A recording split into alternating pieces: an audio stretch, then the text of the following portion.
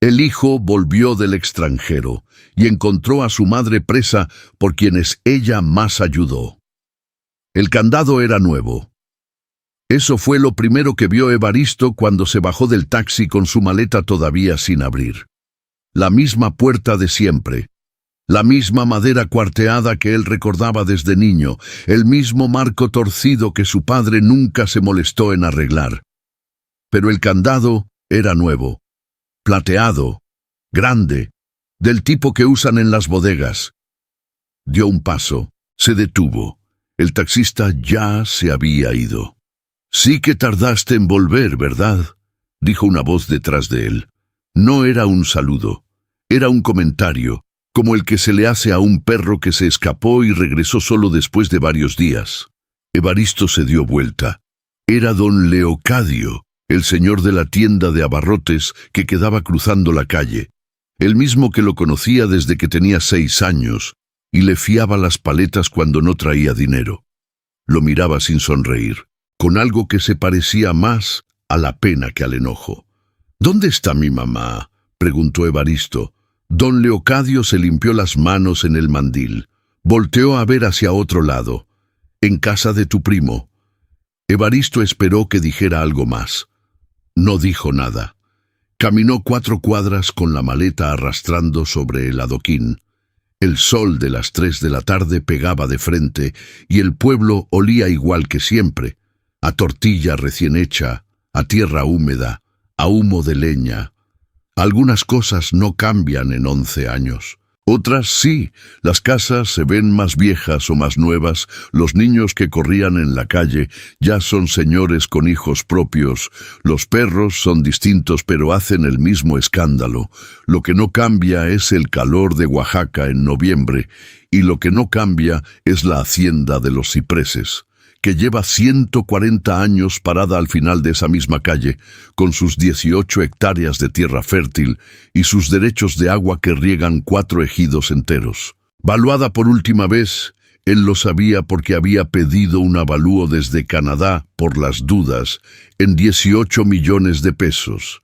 La hacienda que era de su abuelo, que era de su padre, que era, por derecho, de Consuelo, y por tanto, suya. Tocó el portón de la casa de su primo Fulgencio. Nadie salió. Adentro se escuchaban voces, música de televisión, el sonido de cubiertos contra platos. Tocó más fuerte. Una muchacha joven abrió. Lo miró de arriba abajo con cara de no saber quién era. «Buenas tardes, vengo a ver a mi mamá», dijo Evaristo. La muchacha dudó un segundo de más. Eso le dijo todo. «Espérese», dijo, y cerró sin invitarlo a pasar. Evaristo esperó en la banqueta. Contó los segundos. Llegó a 120 antes de que saliera alguien, y el que salió no fue Fulgencio. Fue ella. Consuelo tenía 68 años y siempre había sido una mujer pequeña, pero Evaristo no recordaba haberla visto tan delgada. Traía puesto un delantal encima de un vestido que él no reconocía, ninguno de los dos suyos, y el cabello recogido de un modo que no era como ella solía llevarlo. Salió despacio, con una mano apoyada en el marco de la puerta, y cuando lo vio, cuando sus ojos lo encontraron después de 11 años, no lloró. Apretó los labios, cerró los ojos un momento, y luego los abrió, y sonrió, pero era una sonrisa que dolía de ver. «Evaristo», dijo, en voz muy baja, casi sin voz.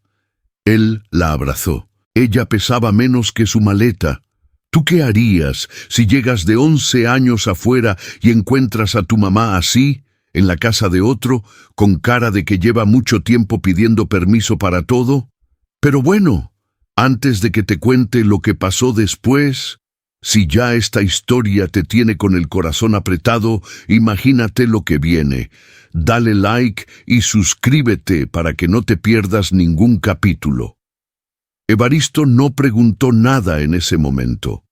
No era el lugar, no era el momento, y conocía a su madre. Si había algo que no quería, era que él hiciera un escándalo en la calle. La tomó del brazo y le dijo, suave: Vamos a sentarnos tantito. Consuelo miró hacia adentro de la casa. Ese gesto rápido, ese vistazo de quien revisa si alguien la está viendo, y luego asintió. Se sentaron en la banqueta, como cuando él era chico y no había sillas suficientes para todos los domingos. Ella acomodó el delantal sobre las rodillas. Él dejó la maleta parada junto a él. «Cuéntame», dijo. Ella tardó en hablar. Cuando habló, lo hizo despacio, escogiendo las palabras como quien camina descalzo en terreno que no conoce bien.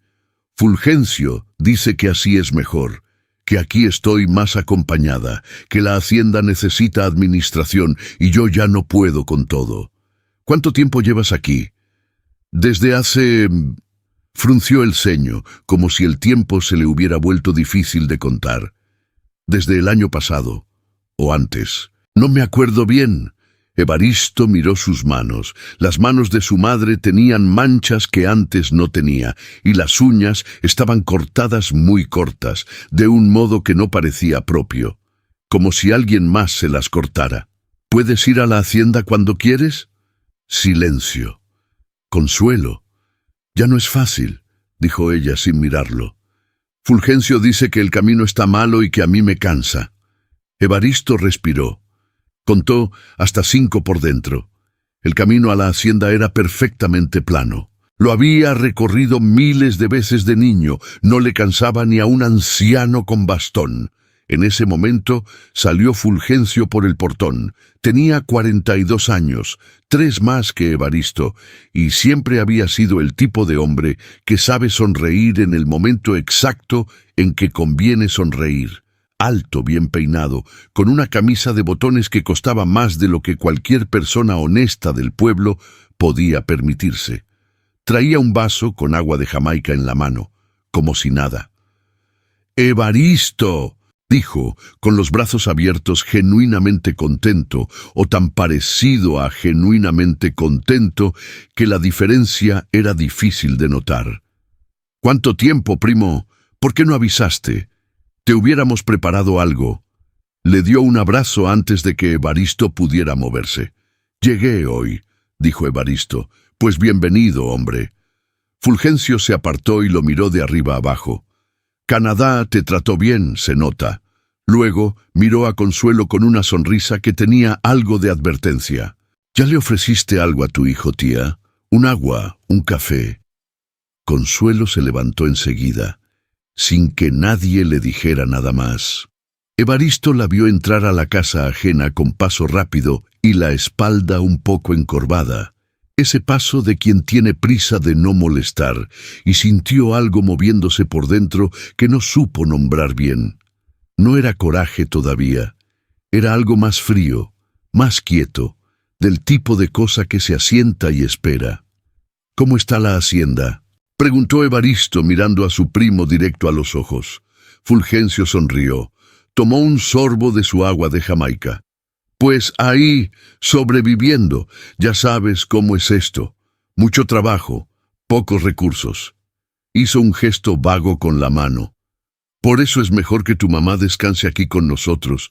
Ya está grande para andar lidiando con todo eso sola». «¿Ella pidió venirse?» «Fue lo más natural del mundo», dijo Fulgencio. «La familia se cuida entre sí, ¿no?» Evaristo asintió despacio. «Claro», dijo, «la familia se cuida entre sí». Esa noche, desde el cuarto que le asignaron en casa de Fulgencio, una habitación pequeña al fondo, junto al patio de servicio, Evaristo se sentó en la cama con el teléfono en la mano y estuvo un buen rato sin hacer nada. Afuera, en la cocina, se oían los pasos de Consuelo lavando los platos de la cena. Los platos de todos. A las 10 de la noche, desde el otro lado de la barda de la casa de enfrente, llegó una voz que gritaba sin bajar el volumen. «Lupita, el muchacho que llegó hoy es igualito al hijo de Consuelo, igualito. Oye, ¿crees que sea él?» Pausa. «Pues claro que es él, mamá, si viene arrastrando una maleta enorme». Evaristo se quedó viendo el techo. Doña Remedios seguía viva y seguía igual. Algunas cosas definitivamente no cambian. Cerró los ojos. No para dormir, para pensar. Mañana empezaría a preguntar. Con cuidado, sin que Fulgencio supiera qué estaba buscando y sin que su madre tuviera que cargar con nada todavía. Pero esa noche, en ese cuarto prestado, mientras su madre lavaba platos ajenos a las 10 de la noche, Evaristo tomó una decisión tan tranquila y tan firme como las raíces de los cipreses que le daban nombre a la hacienda. Iba a recuperar todo, cada centímetro, cada papel, cada litro de agua que le pertenecía a su madre, y Fulgencio no iba a ver venir nada. En el pueblo la gente habla, siempre habla. Lo que cambia es si te lo dicen a la cara o te lo dejan caer de lado, como quien tira basura sin querer mancharse. Evaristo despertó temprano, antes de que la casa de Fulgencio se moviera, y salió a caminar. Necesitaba aire y necesitaba ojos distintos a los de su primo. El pueblo de San Agustín Mixtepec tiene 2 calles principales y unas 15 secundarias, todas de adoquín rojo, todas con las mismas casas de adobe de siempre, mezcladas con algunas nuevas de bloc que alguien construyó con dinero que nadie sabe bien de dónde salió. En 11 años, las cosas cambian despacio, pero cambian. Se detuvo en la tienda de don Leocadio antes de que abriera del todo. El viejo estaba acomodando refrescos en el refrigerador de la entrada y no se sobresaltó cuando lo vio. «Ya me esperaba», dijo Evaristo. «Me lo imaginaba», dijo don Leocadio. Se sentaron adentro, en los banquitos de plástico que siempre estuvieron ahí. El señor le puso un café de olla sin preguntarle si quería. Evaristo lo aceptó con las 2 manos. «Cuénteme». Don Leocadio tardó un momento. No era desconfianza, era el cuidado de quien sabe que las palabras tienen peso y que una vez dichas no se recogen. «Empezó hace como 3 años», dijo al fin. «Tu primo llegó diciendo que venía a ayudarle a tu mamá con los papeles de la hacienda. Primero nomás venía seguido, luego ya se quedaba, luego ya mandaba en la hacienda más que ella. ¿Y mi mamá? Tu mamá es buena persona, Evaristo, demasiado buena si me preguntas. Siempre creyó que la familia se arreglaba sola con buena voluntad». Sopló su café. «Tu primo le fue metiendo ideas, que estaba cansada, que la hacienda era mucho para ella sola, que los trabajadores no le hacían caso, que necesitaba descansar. ¿Y ella firmó cosas?» El viejo lo miró. «Firmó varias cosas. No sé exactamente qué, pero firmó. Yo la vi salir un día con Fulgencio muy arreglada, como para ir a una oficina, y cuando regresó ya no era igual. Traía la misma cara que traen las personas cuando firman algo que no entendieron bien y ya no pueden preguntar». Evaristo dejó el café sobre el mostrador. «¿Alguien fue a ver qué firmó?» «¿Quién iba a ir?», dijo don Leocadio sin amargura, solo con la llaneza de quien lleva años viendo cómo funcionan las cosas. «El abogado del pueblo es cuñado de Fulgencio. El delegado le debe favores. Y la gente aquí tiene miedo de meterse en broncas de familia, ya sabes cómo es». Sí, Evaristo sabía cómo era. Estuvo otra hora en la tienda. Don Leocadio fue hablando de a poco, sin que Evaristo tuviera que preguntar mucho, como quien vacía una cubeta que lleva tiempo llena y por fin encuentra el momento de hacerlo. Algunas cosas las sabía de primera mano, otras las había escuchado. Las separó con honestidad. «Esto lo vi yo, esto me lo contaron, de esto no estoy seguro». Lo que Evaristo fue armando en la cabeza mientras escuchaba era un rompecabezas que todavía tenía piezas faltando, pero cuya forma general ya se adivinaba. Fulgencio había llegado con paciencia y con prisa al mismo tiempo, que es la combinación más peligrosa que existe. Paciencia para no alarmar a nadie. Prisa para que cuando alguien se diera cuenta, los papeles ya estuvieran firmados y la historia ya tuviera una versión oficial. La versión oficial era esta. Consuelo ya estaba grande, ya no podía con la hacienda. Su sobrino, que en realidad era primo segundo, pero en los pueblos esas distinciones se simplifican, había tenido la generosidad de hacerse cargo. ¿No era hermoso que la familia se cuidara entre sí? Espera, porque lo que viene ahora no te lo vas a creer. Cuando Evaristo regresó a la casa de Fulgencio, su madre ya estaba en la cocina haciendo el desayuno para todos. Huevos a la mexicana, frijoles de olla, tortillas recién hechas. La muchacha joven de la noche anterior, que se llamaba Yolanda y resultó ser sobrina de la esposa de Fulgencio, estaba sentada a la mesa esperando que le sirvieran. Evaristo entró a la cocina sin hacer ruido. Su madre lo vio y siguió volteando los huevos sin cambiar el gesto. ¿Ya comiste?, preguntó Consuelo. Tomé café con don Leocadio. Consuelo asintió. No preguntó de qué hablaron. Evaristo se apoyó en el marco de la puerta y la observó. Las manos de su madre se movían con la eficiencia de siempre. Sal aquí, chile allá, cucharón al frijol, tortilla al comal. Esas manos habían hecho exactamente esto todos los días de su vida. Lo que había cambiado era el lugar. Ya no era su propia cocina, era la cocina de alguien más. ¿Cuándo fue la última vez que fuiste a la hacienda?, preguntó en voz muy baja. Ella tardó un momento en responder. En agosto, creo. Fulgencio me llevó a recoger unas cosas. ¿A recoger cosas? Ropa, unas fotos, un par de cosas de la cocina que yo quería. Evaristo se quedó callado. Agosto era hace 3 meses. Su madre había ido a su propia hacienda a recoger cosas, como quien recoge sus pertenencias antes de entregar las llaves. ¿Tienes tus papeles, mamá? ¿Tu credencial, tu acta de nacimiento, las escrituras de la hacienda? Consuelo dejó el cucharón sobre el borde del sartén. No se dio vuelta todavía. Fulgencio los tiene guardados, dijo. Dice que así están más seguros. Silencio. ¿Tú se los diste? Una pausa larga. El aceite del sartén tronó suavemente. Me dijo que era para hacer unos trámites, dijo Consuelo en voz todavía más baja, que luego me los regresaba. Evaristo respiró. Contó hasta 10 esta vez. En ese momento entró Fulgencio a la cocina, fresco, bien peinado, con el mismo sonriso que tenía la noche anterior, como si las sonrisas le duraran toda la noche sin necesidad de renovarlos.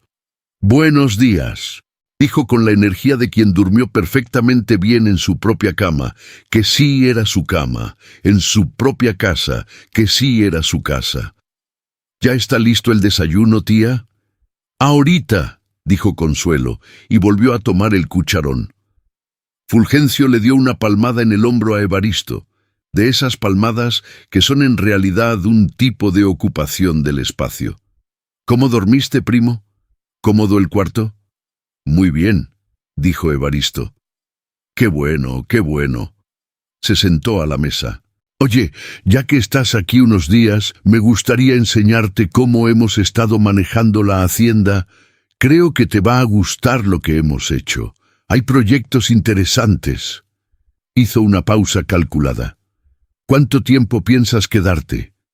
El tiempo que sea necesario, dijo Evaristo. Fulgencio sonrió. Perfecto. Así nos echamos un buen rato juntos. Afuera, desde la calle, llegó una voz con volumen de bocina de iglesia. Remedios, Remedios. ¿Ya viste que el hijo de Consuelo sigue ahí? Ya lleva 2 días. A lo mejor se queda. Y luego, más cerca, doña Remedios, respondiendo desde adentro de su propia casa. Cállate, viejo, que te oyen. Deja al muchacho en paz. Si yo solo estoy diciendo que ya era hora. Yolanda soltó una risa desde la mesa. Fulgencio no se rió. Solo miró hacia la ventana con esa sonrisa que no llegaba a los ojos. Evaristo se sentó a desayunar.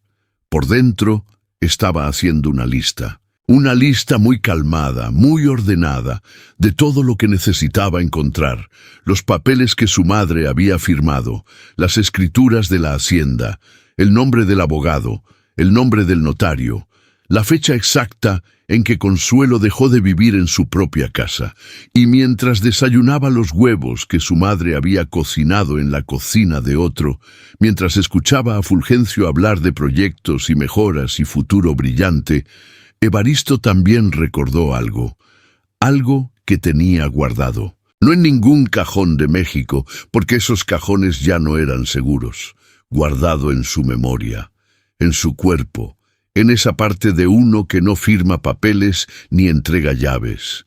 Su abuelo Próspero, que en paz descansara, había sido hombre de pocas palabras pero de hábitos muy específicos. Uno de esos hábitos era grabar cosas. En los 90, cuando consiguió una grabadora de casete, grababa todo: las reuniones con los ejidatarios, las conversaciones importantes con el notario, sus propias reflexiones en voz alta antes de dormir. Decía que la memoria engañaba, pero las cintas no. Evaristo tenía 9 años la última vez que vio esa caja de casetes. Estaba debajo del piso de madera del despacho de la hacienda, detrás del escritorio grande, en el mismo lugar donde su abuelo escondía las cosas que no quería que nadie encontrara fácilmente, pero que tampoco quería perder. La pregunta era si seguía ahí. La otra pregunta era qué tan pronto podía entrar a la hacienda sin que Fulgencio lo viera. Evaristo no gritó, no lloró, no se paró en medio del desayuno a decirle a Fulgencio lo que pensaba de él. Hizo algo que su primo no esperaba. Al terminar de comer, lavó su propio plato, lo acomodó en el escurridero y le dijo a Fulgencio con la más tranquila de las voces: «Oye, primo, ¿no me podrías presentar por el pueblo? Llevo 11 años fuera. Quiero conocer gente, ver cómo está la región. Estoy pensando en invertir algo de lo que junté en Canadá». Fulgencio lo miró un segundo. Solo un segundo. Luego sonrió. «Claro que sí. ¿En qué estás pensando? Tierras, agua, algo productivo». Evaristo se encogió de hombros, casual, como quien habla de comprar unos zapatos. «Allá arriba aprendí bastante de agronegocios. Vine a ver qué hay por aquí». Eso fue todo lo que Fulgencio necesitó escuchar, porque Fulgencio era el tipo de hombre que ve una oportunidad antes de que termine la frase. Y un inversionista con dinero de Canadá, buscando tierras en Oaxaca, era exactamente el tipo de oportunidad que Fulgencio llevaba tiempo necesitando. Tenía una hacienda que quería vender, o más exactamente, que quería vender antes de que alguien preguntara demasiado. Y de repente tenía enfrente a un comprador con liquidez, que además era familia. La familia se cuida entre sí, ¿verdad? Lo que Fulgencio no calculó fue que Evaristo había aprendido en Canadá muchas cosas. Entre ellas, a no mostrar lo que sabe hasta que convenga mostrarlo. Pasaron los primeros 3 días como si fueran una obra de teatro en la que Evaristo tenía el papel de inversionista curioso y Fulgencio tenía el papel de anfitrión generoso. Recorrieron el pueblo. Fulgencio lo presentó con el delegado, con el presidente de la Junta de Agua, con 2 o 3 comerciantes que tenían negocios a medias con él. Evaristo estrechó manos, escuchó. Hizo preguntas inteligentes sobre rendimientos y precios de mercado, y fue guardando todo lo que veía como quien llena una libreta sin que nadie note que está escribiendo. Lo que veía no le gustaba. Fulgencio había tejido 11 años de relaciones en ese pueblo. No de las relaciones que se construyen con honestidad y trabajo, sino de las otras, las que se tejen con favores pequeños, que luego se cobran grandes, con deudas que nunca se dicen en voz alta, pero que todos entienden, con el tipo de sonrisa que significa «yo te cuido si tú no preguntas demasiado». El delegado le debía algo, el presidente de la Junta de Agua le debía más. El abogado del pueblo, cuñado suyo, como había dicho don Leocadio, le debía todo. Era una red, pequeña pero resistente, del tipo que no se rompe de un jalón. Al cuarto día, Evaristo pidió ver la hacienda. «Para el avalúo», dijo, con toda la naturalidad del mundo. «Necesito ver la propiedad antes de hablar de números». Fulgencio aceptó sin titubear. Eso también le dijo cosas. Los cipreses olía igual que siempre. Eso fue lo primero que sintió Evaristo cuando cruzaron el portón de madera vieja, que seguía siendo el mismo de su infancia, aunque con bisagras nuevas. Tierra húmeda, pino, algo de humo de la cocina que quedaba al fondo. El olor de su niñez, guardado en el mismo lugar después de 11 años, esperándolo. Pero lo que veían sus ojos era distinto. La hacienda tenía 18 hectáreas. De ellas, las que su abuelo Próspero había sembrado de maíz criollo y chile de agua, seguían sembradas. Eso al menos, pero con un orden diferente. Como si alguien hubiera reorganizado sin entender del todo por qué las cosas estaban como estaban. Los canales de riego estaban limpios, eso sí, el agua seguía siendo lo más valioso. 4 ejidos dependían de los derechos de agua que pertenecían a la hacienda, y eso valía mucho más que las 18 hectáreas solas. Fulgencio lo llevó por el recorrido de exhibición, el granero renovado, los cuartos del personal arreglados, la bodega nueva que había mandado construir. Evaristo miraba todo y asentía y hacía preguntas sobre metros cuadrados y producción anual. Por dentro iba contando los pasos hacia el despacho. «¿Puedo ver la casa principal?», preguntó cuando Fulgencio hizo una pausa. «Claro», dijo Fulgencio, y algo muy breve cruzó su cara. No era miedo, era precaución. «Está un poco sin orden, porque hemos estado en remodelaciones. La casa principal no estaba en remodelaciones. Estaba exactamente igual que siempre, solo que sin los muebles de su madre. El sillón de terciopelo verde que había estado en la sala desde antes de que Evaristo naciera ya no estaba. Las fotos familiares que colgaban en el corredor ya no estaban. La alacena de madera del comedor, que su abuela había mandado hacer a mano en los años 50, ya no estaba. Evaristo no dijo nada de esto. «¿Y el despacho?», preguntó. «Ese cuarto está cerrado», dijo Fulgencio. «Guardamos materiales ahí». «Ah», Evaristo asintió.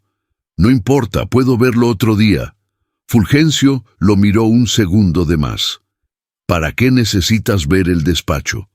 «Para el avalúo completo», dijo Evaristo, con la misma tranquilidad de siempre. «Los metros cuadrados techados entran en el precio, pero no hay prisa, primo, cuando puedas». Fulgencio sonrió. Dijo que claro, sin problema, que mañana le conseguía la llave.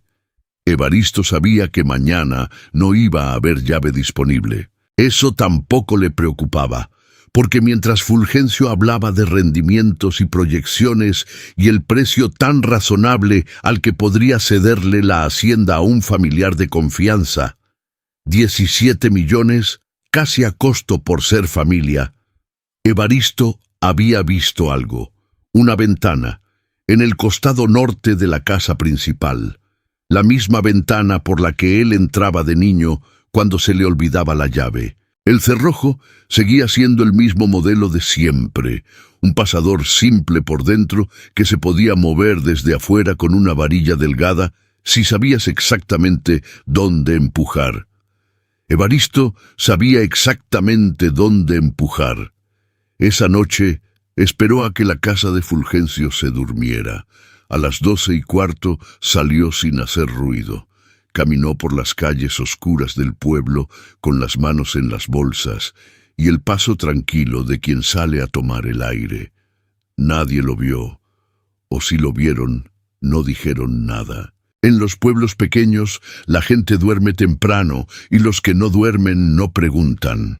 Llegó a la hacienda por el lado del huerto. La barda tenía el mismo lugar flojo de siempre, 2 piedras que se movían si las empujabas de cierto modo, y pasó sin problema.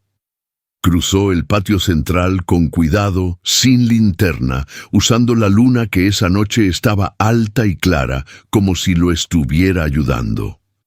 La ventana norte cedió a la segunda vez que probó. El pasador se corrió con un sonido suave, metálico, que en el silencio de la noche sonó enorme pero que en realidad no fue nada.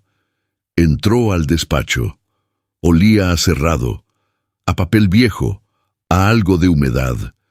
No había materiales de construcción. Había cajas apiladas contra una pared y el escritorio de su abuelo Próspero, ese escritorio enorme de madera oscura que había sobrevivido 3 generaciones, en el centro. Evaristo se arrodilló detrás del escritorio, pasó los dedos por el piso de madera, tabla por tabla, contando desde el ángulo derecho 3 tablas hacia el centro, 2 hacia el fondo. Así le había enseñado su abuelo. Por si acaso, le había dicho entonces, sin explicar por si acaso qué. La tabla cedió. Debajo había un espacio pequeño, de unos 20 centímetros de profundidad, y en ese espacio, envuelta en un trapo de lana que alguna vez fue azul, había una caja de metal rectangular. Evaristo la sacó, la abrió. Adentro 7 casetes de 90 minutos etiquetados a mano con la letra apretada de su abuelo. Fechas, nombres, temas. El último decía reunión con Lic, Abelardo Fuentes, escrituras y condición del heredero. Agosto 1997. Agosto de 1997. Evaristo tenía 9 años en agosto de 1997 y recordaba ese día aunque no lo hubiera entendido entonces. Su abuelo en el despacho con un señor de traje, hablando en voz baja, y él afuera en el corredor escuchando sin querer porque se le había olvidado que lo habían mandado a jugar. Y la grabadora, su abuelo con la grabadora encendida sobre el escritorio. Guardó los casetes en la bolsa interior de su chamarra, acomodó el trapo, cerró el espacio bajo el piso, volvió a poner la tabla. Salió por la misma ventana, dejó el pasador como lo había encontrado, caminó de regreso al pueblo bajo la misma luna, con las manos en las bolsas y el mismo paso tranquilo de siempre.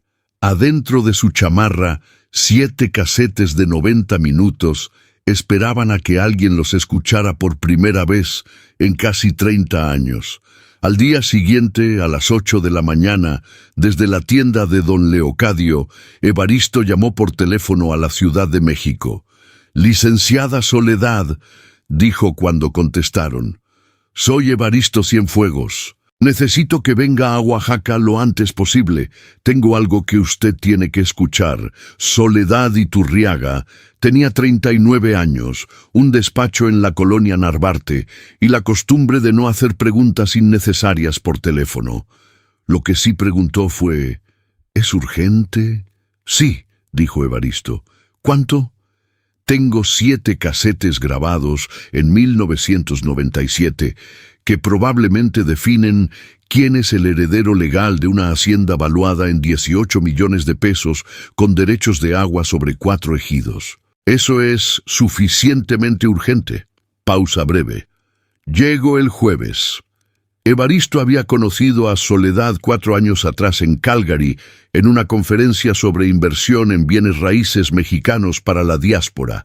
Ella daba una ponencia sobre litigios sucesorios transfronterizos y él estaba en la tercera fila, tomando notas en una libreta, porque en 11 años en Canadá no había perdido el hábito de escribir las cosas a mano. Al terminar la conferencia, se acercó a hacerle una pregunta específica sobre los plazos de prescripción en casos de tutela impuesta. Ella lo miró con el tipo de atención que los abogados buenos reservan para los clientes que saben exactamente qué preguntar. No habían vuelto a hablar desde entonces, pero él había guardado su tarjeta. Algunos presentimientos se guardan 4 años antes de necesitarlos. Los días entre el martes y el jueves, Evaristo los vivió en 2 capas. La capa de arriba, el primo que vino de Canadá, interesado en invertir, amable en el desayuno, preguntón sobre la hacienda, agradecido por la hospitalidad. Fulgencio lo llevó a ver 2 parcelas que supuestamente estaban en venta. Evaristo hizo preguntas inteligentes sobre precio por hectárea y disponibilidad de agua, y se mostró interesado sin comprometerse a nada. Fulgencio estaba contento. Un hombre contento no sospecha. La capa de abajo, noches con los casetes. Don Leocadio le había prestado una grabadora vieja, de esas que ya nadie usa, dijo, sacándola de una caja en el fondo de la bodega. Y Evaristo pasaba las noches en el cuarto pequeño junto al patio de servicio, escuchando la voz de su abuelo Próspero, que llevaba 16 años muerto y que desde los casetes sonaba igual que siempre, pausado, preciso, con esa manera de hablar que tenía de poner cada palabra en su lugar como si las midiera antes de soltarlas. Los primeros 4 casetes eran reuniones con ejidatarios, conversaciones sobre temporadas de lluvia y distribución de agua, reflexiones en voz alta que su abuelo grababa antes de dormir, cosas importantes para entender el carácter del hombre, pero no para el litigio. El 5.º casete cambió todo. Era la reunión con el licenciado Abelardo Fuentes. Agosto de 1997.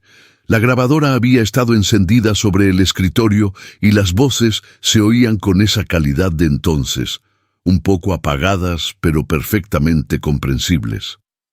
La voz del licenciado primero, don Próspero, lo que usted me pide es perfectamente posible, pero tiene implicaciones que hay que dejar muy claras en el documento. Y luego la voz de su abuelo, seca, sin rodeos, muy claras. Por eso lo estamos grabando. Por eso usted está aquí, para que no haya dudas después. Evaristo escuchó 40 minutos sin moverse. Lo que su abuelo había hecho en agosto de 1997 era esto. Ante el notario Abelardo Fuentes, había establecido por escrito y por grabación que la hacienda Los Cipreses, incluyendo la casa principal, las 18 hectáreas de tierra productiva y los derechos de agua registrados ante la Comisión Nacional del Agua, no podía ser vendida, cedida, hipotecada ni transferida de ningún modo sin la firma expresa y presencial del hijo mayor vivo de la familia. En ese momento, el hijo mayor vivo era el padre de Evaristo. Cuando el padre de Evaristo murió en 2003, la condición pasaba al hijo mayor vivo de la siguiente generación, es decir, Evaristo. Sin su firma, ninguna transacción era válida. Ninguna. ¿Y sabes qué es lo peor? Que Fulgencio sabía esto. Tenía que saberlo.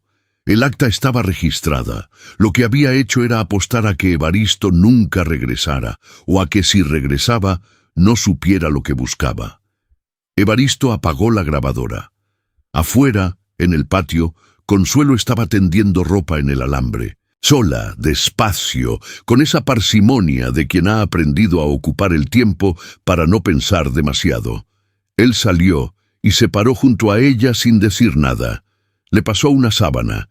Ella la recibió sin sorprenderse, como si fuera la cosa más natural del mundo que su hijo apareciera a ayudarla a tender. Estuvieron un rato así, en silencio. ¿Extrañas la hacienda?, preguntó él al fin. Consuelo sujetó una esquina de la sábana al alambre. Tardó. «Extraño mi cocina», dijo. «Mi comal, el modo en que entraba el sol por la ventana del oriente en las mañanas». ¿Algo más?, ella pensó, y luego dijo algo que a Evaristo le pegó en un lugar que no supo nombrar. «Extraño no tener que pedir permiso para salir». No lo dijo con amargura. Lo dijo con la tranquilidad de quien ya procesó el dolor y lo puso en algún cajón interior donde no estorbe tanto. Eso era lo que más dolía, que Consuelo ya no estaba indignada. Ya se había acostumbrado. Evaristo terminó de tender la última sábana. «El jueves viene alguien», dijo en voz muy baja. «Una abogada. Necesito que me cuentes todo lo que recuerdes de los papeles que firmaste. Todo. Sin dejar nada». Consuelo lo miró. «Va a haber problemas. Va a haber justicia», dijo él. «Que es distinto. pero al final se parece. Ella asintió. Una vez. Y luego volvió a tender ropa como si la conversación hubiera sido sobre el clima. El jueves, Soledad Iturriaga llegó en un auto de alquiler desde el aeropuerto de Oaxaca, con un maletín de piel negra, zapatos sin tacón porque sabía que iba a caminar por adoquín, y la cara de quien ya viene concentrada desde el avión. Evaristo la esperaba en la tienda de don Leocadio. Se dieron la mano. Ella no preguntó cómo estaba. Él tampoco. Había cosas más importantes. «Traje la grabadora digitalizadora», dijo ella, sacando un aparato del maletín. «Si los casetes están en buen estado, podemos tener el audio digitalizado en 2 horas». Lo miró. «¿Están en buen estado?» «Guardados 30 años en madera seca bajo un piso», dijo Evaristo. «Diría que sí». Ella asintió. «¿Hay más?» «El acta notarial debería estar registrada. El licenciado se llamaba Abelardo Fuentes, notario en Oaxaca capital, agosto de 1997. Si el registro sobrevivió, tenemos todo lo que necesitamos. Si el registro sobrevivió y si Fulgencio no tuvo tiempo de intervenir en él. ¿Puede hacer eso?» Soledad lo miró con esa paciencia específica de los abogados buenos cuando alguien pregunta si algo malo es posible. Un hombre con 11 años de tiempo libre y contactos locales puede hacer muchas cosas, dijo. Por eso nos movemos rápido. Don Leocadio puso café sin que nadie se lo pidiera. Soledad lo aceptó sin dejar de sacar papeles del maletín. Evaristo la observó trabajar. Había algo tranquilizador en ver a alguien que sabe exactamente lo que hace moverse con esa eficiencia tranquila, sin apuros, pero sin pausas innecesarias. Como cuando uno ve a un cirujano preparar los instrumentos antes de operar, la confianza no viene de lo que dicen, sino de lo que hacen. «Una cosa más», dijo Evaristo. «Mi madre no sabe todavía el alcance de lo que encontré. Quiero que esté presente cuando se lo expliquemos, pero necesito que sea en un lugar donde ella pueda hablar sin sentirse vigilada». Soledad asintió. «Organízalo para mañana. Aquí o donde sea seguro». «Aquí es seguro», dijo don Leocadio desde detrás del mostrador, sin que nadie le hubiera preguntado. «Mi tienda lleva 40 años, siendo el lugar más seguro del pueblo. Todo lo que se dice aquí, se queda aquí». Soledad lo miró. Él le sostuvo la mirada sin pestañear. «Perfecto», dijo ella. Esa tarde, mientras Soledad digitalizaba los casetes en el cuarto trasero de la tienda y don Leocadio fingía acomodar mercancía para no escuchar, aunque escuchaba todo, pasó algo pequeño que Evaristo no esperaba. Consuelo apareció en la puerta de la tienda. No había dicho que vendría. Simplemente apareció con su bolsa de mandado y la excusa de que necesitaba chile ancho, y cuando vio a Evaristo sentado en el banquito, lo miró con una expresión que él no le había visto en mucho tiempo. Esperanza. Tan pequeña todavía, tan cuidadosa, como una planta que empieza a asomar después de una helada larga. ¿Es ella?, preguntó Consuelo en voz muy baja, mirando hacia el cuarto trasero. «Sí», dijo Evaristo. Su madre asintió. Se sentó en el otro banquito sin soltar la bolsa. No dijo nada más. Don Leocadio le puso una taza de café sin preguntarle. Ella la tomó con las 2 manos. Y los 3 se quedaron ahí, en esa tienda pequeña que olía a especias y a refresco y a 40 años de conversaciones guardadas, esperando sin decirlo que algo que había tardado 11 años en llegar terminara por fin de llegar. Desde afuera, con una puntualidad que ya comenzaba a parecer sobrenatural, la voz de doña Remedios cruzó la calle entera. «Lupita, hay gente rara en la tienda de Leocadio, una señora con maletín, a lo mejor es inspectora». Y Lupita desde dentro de la casa respondió: «Mamá, no te metas, si yo solo estoy informando». Consuelo, por primera vez en varios días, se rió.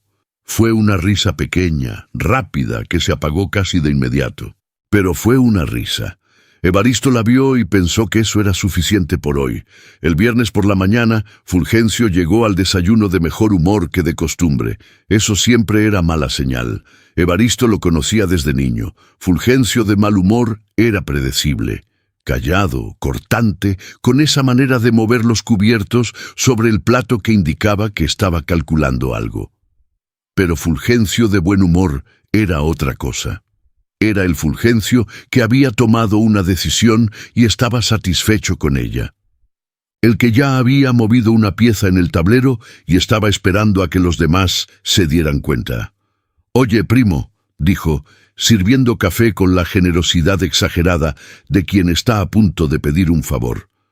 «¿Cómo vas con lo del avalúo? ¿Ya tienes idea de los números?» «Voy avanzando», dijo Evaristo. «Estoy esperando unos datos de allá arriba para comparar». «Es que...» Fulgencio hizo la pausa de quien finge pensar algo que ya tiene pensado. «Me llamó ayer un conocido, empresario de Guadalajara. Está interesado en la hacienda también, tiene capital, quiere moverse rápido». Evaristo tomó su café. «¿Qué tan rápido?» «Dice que puede cerrar en 72 horas si los papeles están en orden». Ahí estaba. La prisa que Fulgencio había estado escondiendo detrás de la hospitalidad. «¿Y los papeles están en orden?», preguntó Evaristo con toda la calma del mundo. «Con el licenciado Germán los arreglamos en un día», dijo Fulgencio. Se encogió de hombros. «Te lo cuento porque eres familia. Si quieres entrar antes que él, es tu oportunidad. Si no, pues...» Dejó la frase incompleta. Ese era su estilo. Nunca amenazaba directamente. Solo dejaba el peligro flotando en el aire, como humo. Evaristo asintió despacio. «Dame hasta el lunes», dijo. «Para entonces tengo respuesta». Fulgencio sonrió. Ese tipo de sonrisa que significa «ya gané». «El lunes», repitió, y volvió a su desayuno. Evaristo salió de la casa antes de que terminaran de desayunar. Caminó 4 cuadras sin apurarse, cruzó la calle, entró a la tienda de don Leocadio y pasó directo al cuarto trasero donde Soledad llevaba desde las 7 de la mañana frente a su computadora, con el cable de la digitalizadora todavía conectado y 3 tazas de café vacías a un lado. 72 horas, dijo Evaristo, cerrando la puerta. Soledad no levantó la vista de la pantalla. «Ya escuché». Don Leocadio tenía las paredes muy delgadas y ella llevaba 3 días en ese cuarto. «Siéntese». Evaristo se sentó. Ella giró la computadora para que él pudiera ver la pantalla. «Tengo el audio digitalizado y transcrito. El casete 5 es el que importa». Señaló un párrafo subrayado. «Aquí su abuelo dicta la condición textual. Ninguna enajenación, venta, cesión o gravamen de la propiedad denominada Los Cipreses será válida sin la firma presencial y voluntaria del heredero varón mayor de la línea directa de la familia Cienfuegos». El notario lo confirma. Lo repite para el registro, y ambos firman el acta en ese mismo momento. El acta tiene número de registro. Licenciado Abelardo Fuentes. Notaría Pública número 17 de Oaxaca. ¿Sigue existiendo esa notaría? Existe. El licenciado Fuentes murió en 2008, pero los registros se transfirieron al Archivo Notarial del Estado. Mandé a mi asistente esta mañana. Por fin levantó la vista. El acta existe, Evaristo. Está registrada. Nadie la tocó. Evaristo exhaló despacio. Entonces, la venta que quiere cerrar Fulgencio es nula de origen. Cualquier contrato que haya firmado sin su presencia no tiene validez legal. Soledad cerró la computadora. El problema no es el fondo. El problema es el tiempo. Si Fulgencio firma con el comprador de Guadalajara antes de que nosotros presentemos el acta ante el registro público de la propiedad, vamos a tener que litigar la nulidad, y eso tarda. meses, años, dependiendo del juez. ¿Cuánto tiempo necesitas para presentar? Si mi asistente llega hoy con la copia certificada del acta, puedo tener la solicitud de anotación preventiva lista para el lunes a primera hora. Hizo una pausa. Pero necesito algo más. ¿Qué? Necesito que su madre declare, por escrito, ante mí, que firmó bajo presión o sin entender los documentos. Eso nos da un segundo argumento además del acta, vicio del consentimiento. Con los dos juntos, ningún juez en Oaxaca va a permitir que esa venta avance. Evaristo pensó en su madre tendiendo ropa en el patio ajeno, en sus manos cortadas demasiado corto, en esa voz que dijo extraño no tener que pedir permiso para salir con la tranquilidad de quien ya dejó de esperar que las cosas cambien. Ella va a declarar, dijo.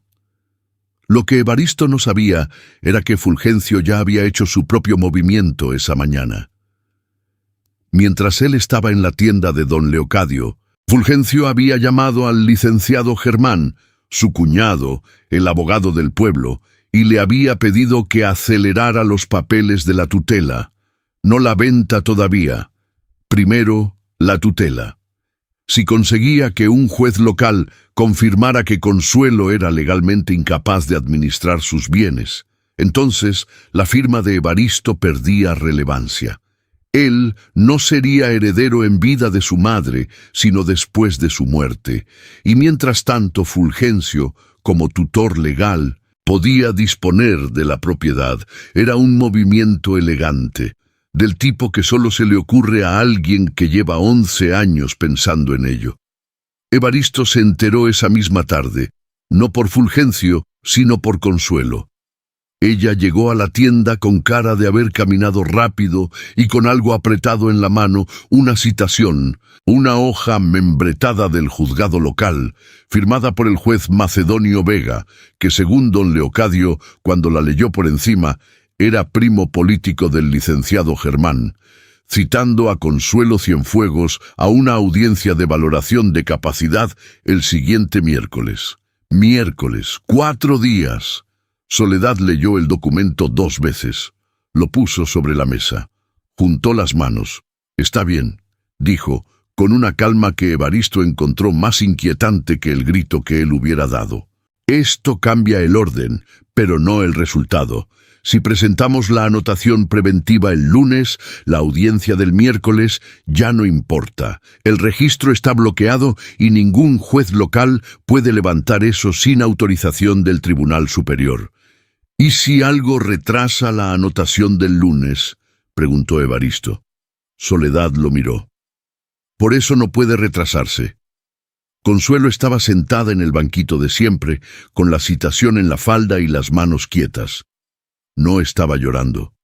Estaba pensando. Esa diferencia Evaristo la conocía bien.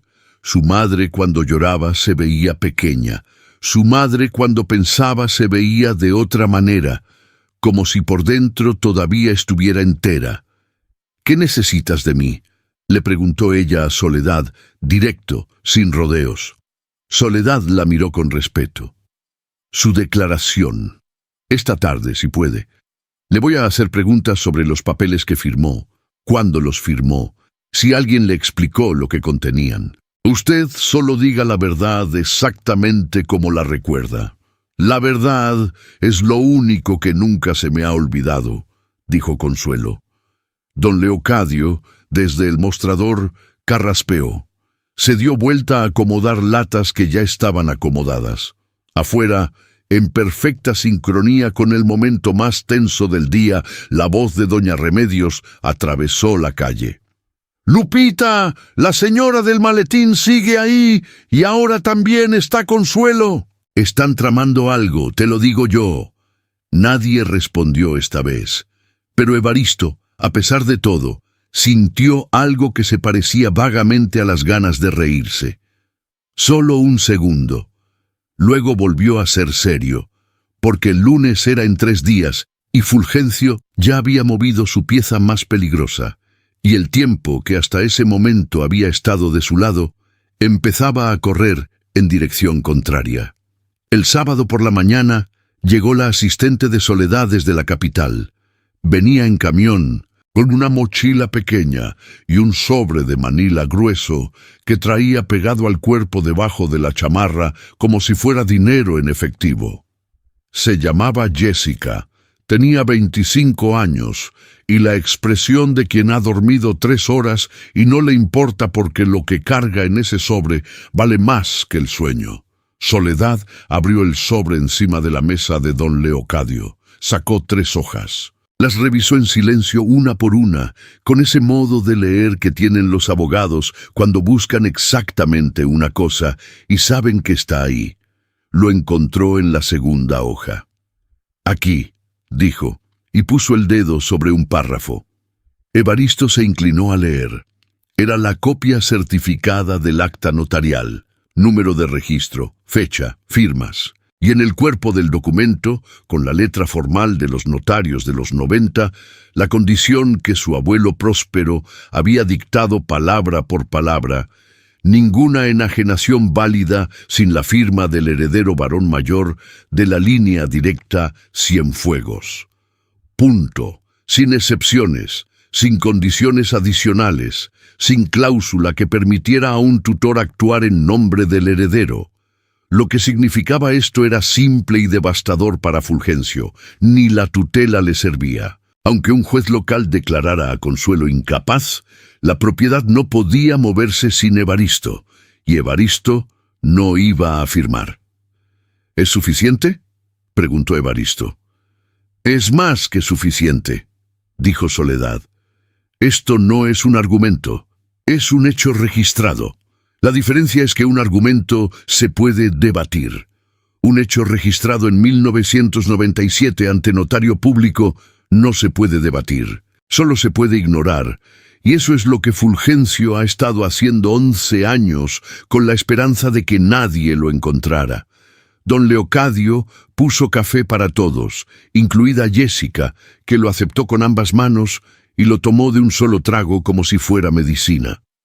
«El lunes a las 9», dijo Soledad, guardando las hojas, «presento la solicitud de anotación preventiva en el registro público de la propiedad de Oaxaca. Una vez asentada, ningún notario en el estado puede escriturar esa hacienda sin que aparezca la anotación. El comprador de Guadalajara va a ver eso y va a retirarse. Ningún empresario serio compra una propiedad con anotación preventiva activa. ¿Y Fulgencio? Fulgencio va a intentar moverse antes del lunes. ¿Puede?» Soledad lo miró con esa paciencia específica de siempre. «Puede intentarlo. Por eso hoy no salimos de aquí hasta tener todo firmado, revisado y escaneado en 3 copias». Se levantó. «Necesito a su madre aquí en 1 hora». Consuelo llegó en 40 minutos. Traía puesto el mismo vestido de siempre, pero se había peinado diferente, recogido, limpio, con esa dignidad tranquila que tienen algunas personas cuando saben que algo importante está por ocurrir y deciden estar a la altura. Se sentó frente a Soledad, puso las manos sobre la mesa. Y durante la siguiente hora y media respondió cada pregunta con una claridad que fue, para Evaristo, más impresionante que cualquier documento. Sí, había firmado papeles, 3 veces en distintas fechas. La primera vez Fulgencio le había dicho que era para actualizar el registro del agua. La segunda, que era para renovar los permisos de los trabajadores. La tercera...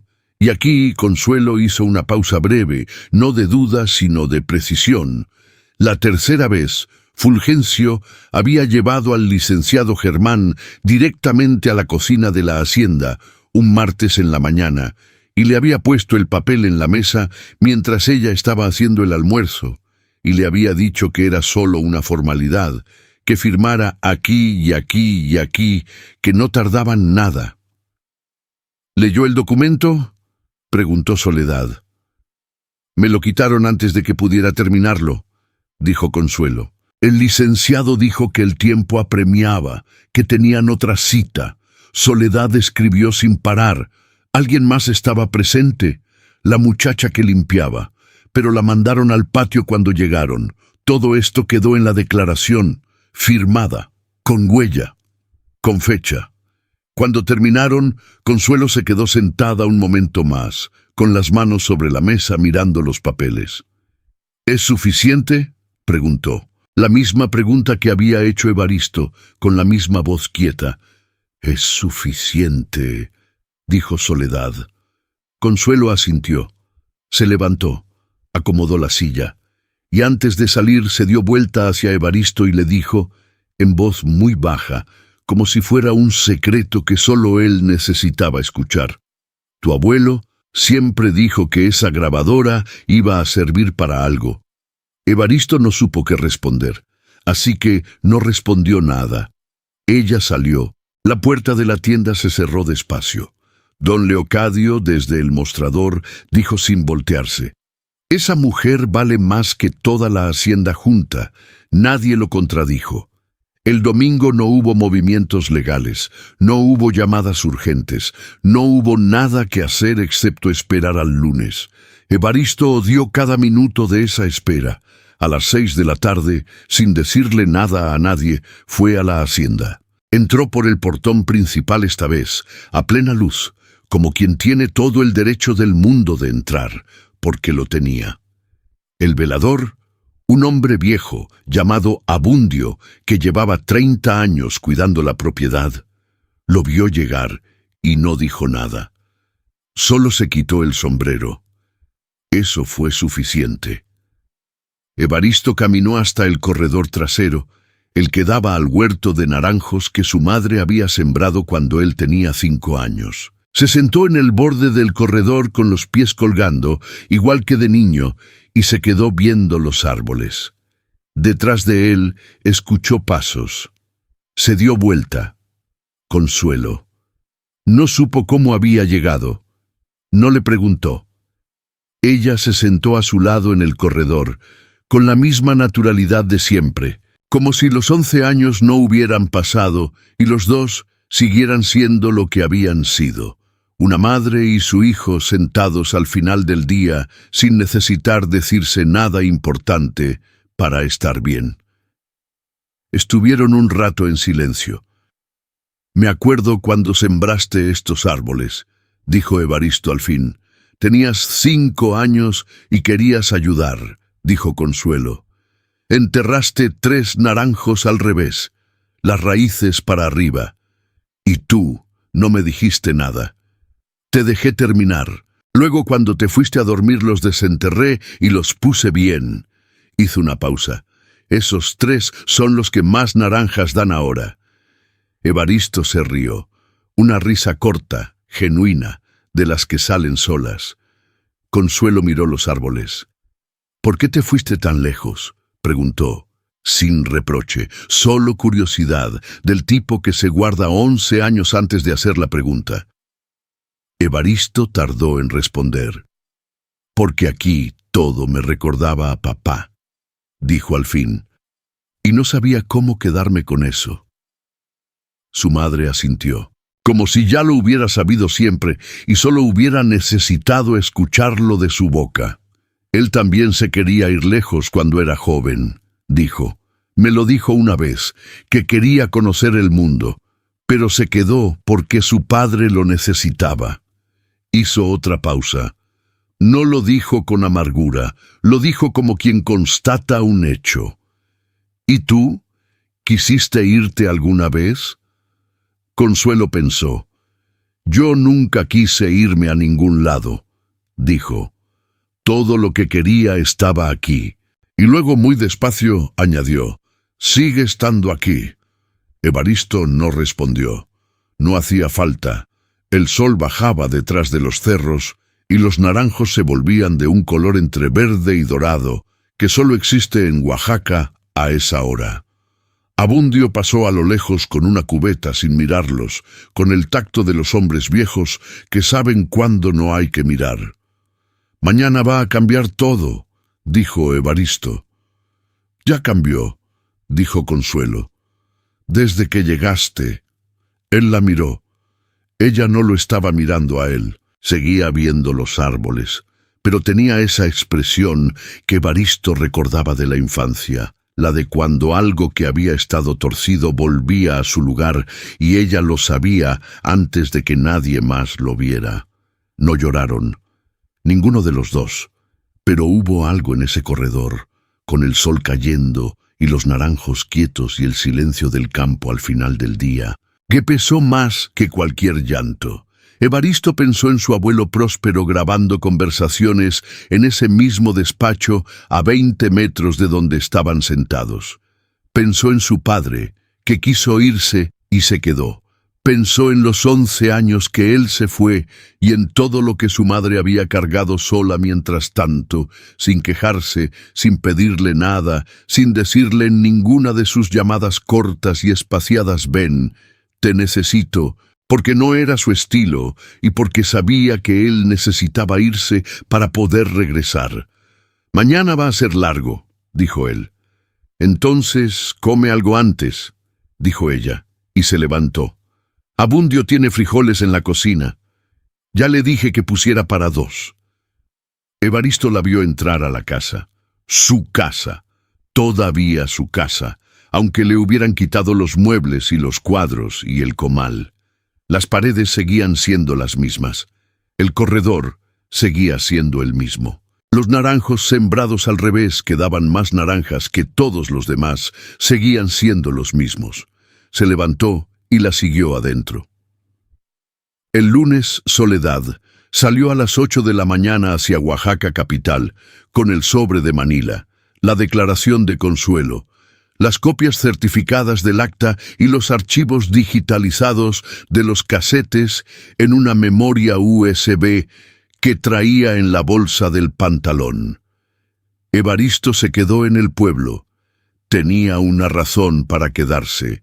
A las 10 de la mañana, en la plaza central, Fulgencio tenía una reunión con el comprador de Guadalajara.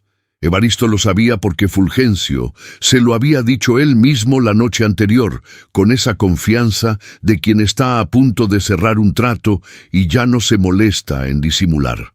«Mañana conoces al señor Barajas», había dicho Fulgencio en la cena, pasándole el pan con la misma mano con que había estado firmando la ruina de su madre. «Es buen hombre. Creo que van a caer bien». «Seguro», había dicho Evaristo. A las 10:05 se paró en la esquina de la plaza, a distancia suficiente para ver sin ser el primero en ser visto. Fulgencio llegó puntual, bien vestido, con el licenciado Germán a su lado. El señor Barajas llegó 2 minutos después, un hombre de unos 50 años, traje gris, maletín, con la eficiencia comprimida de quien viaja solo para cerrar negocios y prefiere no perder tiempo en nada más. Se saludaron, se sentaron en la terraza del café de la plaza, pidieron algo. Evaristo esperó. A las 10:23, el teléfono de Fulgencio sonó. Él lo miró, frunció el ceño, contestó. Evaristo no podía escuchar lo que le decían, pero no necesitaba escucharlo. Vio cómo la cara de Fulgencio cambiaba mientras hablaba. Primero confusión, luego algo que intentó controlar y no pudo del todo. El licenciado Germán se inclinó hacia él y le preguntó algo en voz baja. Fulgencio le respondió con 3 palabras, y el licenciado se puso pálido. El señor Barajas los miraba a los dos con la expresión de un hombre que ha viajado desde Guadalajara para nada y ya está calculando el regreso. Soledad había presentado la anotación preventiva a las 9:15. Fulgencio colgó el teléfono, se quedó quieto un momento. Luego miró hacia la plaza, como buscando algo, y sus ojos encontraron a Evaristo. Se miraron desde la distancia. Evaristo no hizo nada, no sonrió, no levantó la mano. Solo sostuvo la mirada el tiempo suficiente para que Fulgencio entendiera que no había sido casualidad, que nada de lo que había pasado esa semana había sido casualidad. Fulgencio se levantó de la mesa, dijo algo al señor Barajas. El señor Barajas asintió una vez, recogió su maletín y se fue sin apurarse, con la dignidad fría de quien ya descartó una opción y está pensando en la siguiente. El licenciado Germán se quedó sentado con el café en la mano y cara de no saber qué hacer. Fulgencio caminó hacia Evaristo. Llegó hasta donde estaba parado y se detuvo a 1 metro. Ya no traía la sonrisa de siempre. Tenía otra cara, la de quien acaba de entender que jugó 11 años una partida que ya estaba perdida desde antes de empezar.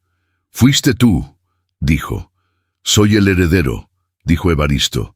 «Siempre lo fui». Fulgencio apretó la mandíbula. «Eso no es todo lo que hay», dijo con esa voz baja que usan los hombres cuando amenazan sin querer decir que están amenazando. «Tengo papeles también». «Los papeles que tienes», dijo Evaristo, «fueron firmados por mi madre bajo presión, sin lectura previa y sin explicación del contenido. Eso tiene nombre legal. Y la abogada que presentó la anotación preventiva esta mañana ya tiene la declaración de mi madre, firmada, con huella». Silencio. «Además», añadió Evaristo sin subir el volumen, «los 3 ejidatarios que llevan años callados porque les dabas miedo, ya hablaron con la licenciada Soledad el sábado por la tarde. Firmaron también». Fulgencio lo miró. Por primera vez en esa semana no dijo nada. «Puedes contratar al mejor abogado de Oaxaca», dijo Evaristo. «Puedes llamar a todos tus contactos. Puedes intentar lo que quieras. Pero el acta de mi abuelo tiene casi 30 años de registro y el audio existe en 7 casetes y en formato digital con copia en la nube. No hay nada que mover».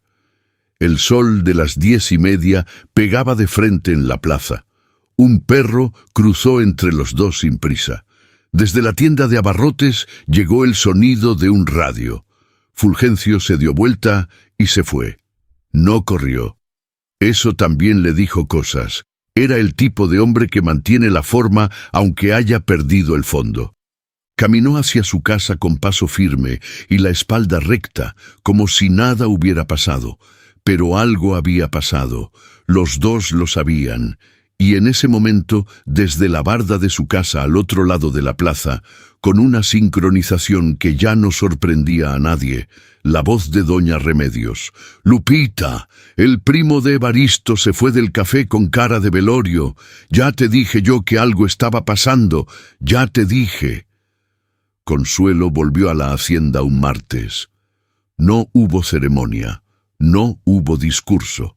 Evaristo la esperó en el portón a las 8 de la mañana con una taza de café que había hecho en su propia cocina, en su propio comal, con su propia lumbre. Ella llegó a pie, con una bolsa de lona que tenía lo esencial: ropa, sus fotos, el rosario que nunca dejaba en ningún cajón ajeno. Se paró en el portón. Miró la hacienda, miró el corredor, miró los naranjos al fondo. Tomó el café, lo bebió despacio, parada en ese portón, como si necesitara ese momento para convencerse de que era real. Luego entró, sin apuro, sin drama. Abundio, el velador, se quitó el sombrero igual que había hecho con Evaristo. Consuelo le dijo buenos días y le preguntó si quería más frijoles para el almuerzo. Él dijo que sí. Ella fue a la cocina. Así volvió Consuelo Cienfuegos a su casa. Lo que vino después tomó semanas, no días. Soledad trabajó desde Oaxaca capital los siguientes 40 días. La anotación preventiva bloqueó cualquier movimiento sobre la propiedad. La declaración de Consuelo y los testimonios de los 3 ejidatarios abrieron una investigación por abuso de confianza contra Fulgencio. El licenciado Germán renunció a su colegio de abogados antes de que lo investigaran a él también. El juez Macedonio Vega canceló la audiencia de tutela el mismo día que recibió copia del acta notarial de 1997, con una velocidad que sugería que prefería no saber más del asunto. Fulgencio no huyó. Eso también lo dijo Evaristo. Era el tipo de hombre que mantiene la forma. Se quedó en el pueblo, contrató un abogado de la capital, intentó 3 argumentos distintos en 3 semanas. Ninguno prosperó. El acta era el acta, el audio era el audio. La declaración de consuelo era la declaración de consuelo. Al final de la sexta semana, Fulgencio firmó la restitución de todos los documentos que tenía en su poder: credencial, acta de nacimiento, escrituras, poderes, todo. Lo hizo en una oficina del registro civil, frente a un notario que no era el licenciado Germán, con cara de quien traga algo muy amargo y sabe que no tiene opción. No pidió perdón. Evaristo tampoco se lo pidió. Algunas cosas no necesitan ese ritual para quedar resueltas. La hacienda recuperó su ritmo despacio. Los trabajadores volvieron al orden que siempre había funcionado. Los ejidatarios del agua firmaron un nuevo convenio directamente con Consuelo, que los recibió en el corredor con café y pan de yema y los escuchó uno por uno antes de decir nada. Los canales siguieron funcionando. El maíz criollo siguió sembrado. Evaristo se quedó. No lo había planeado así. Tenía un trabajo en Calgary, un departamento pequeño, una vida armada pieza por pieza en 11 años de distancia. Pero cuando llegó el momento de comprar el boleto de regreso, no lo compró. Llamó a su jefe en Canadá y le explicó la situación. Su jefe, un hombre razonable, le dijo que podía trabajar remoto desde México 6 meses, y después veían. 6 meses se convirtieron en otra cosa. Pero eso es otra historia. Lo que importa es que una tarde de enero, 3 meses después de haber llegado al pueblo arrastrando una maleta, Evaristo estaba sentado en el corredor de la hacienda, revisando unos documentos cuando escuchó ruido en el portón. Era Doña Remedios. Había cruzado la calle, caminado las 4 cuadras y se había plantado en el portón de los cipreses con una cazuela entre los brazos y la expresión de quien hace algo perfectamente normal.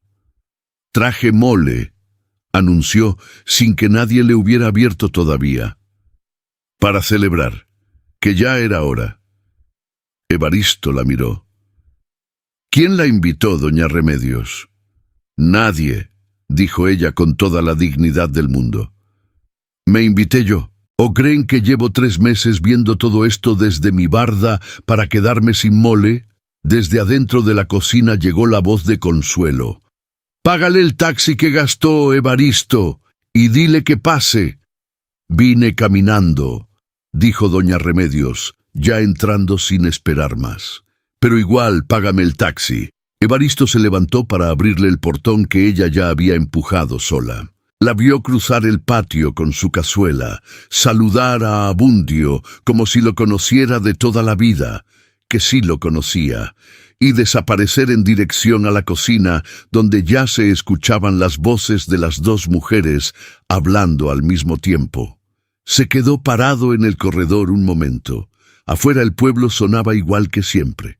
Radio, perros, adoquín, alguien cortando leña a lo lejos. El sol de enero en Oaxaca no quema, acompaña. Entra horizontal entre los cipreses y pone todo del mismo color dorado tranquilo, que no tiene nombre exacto, pero que Evaristo había pasado 11 años sin ver y sin saber que lo extrañaba. Desde la cocina llegó el olor del mole calentándose, y la risa de su madre, pequeña, rápida, real. Evaristo volvió a sentarse en el corredor. Agarró los documentos, los dejó, los agarró otra vez, los dejó de nuevo. Algunos días no son para trabajar. Son para quedarse quieto y dejar que lo que estaba torcido termine de acomodarse solo.